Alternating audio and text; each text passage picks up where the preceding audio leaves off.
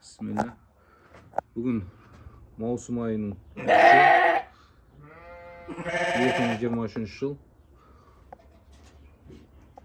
10 tamдағы Аман ағамыздың шаруа қожалығы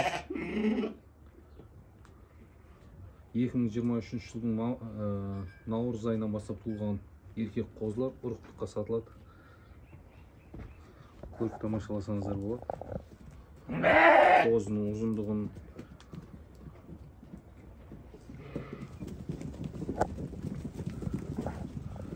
дене бітімдерін, жүндерін тазалықтар, сирақтарын, жуандықтарын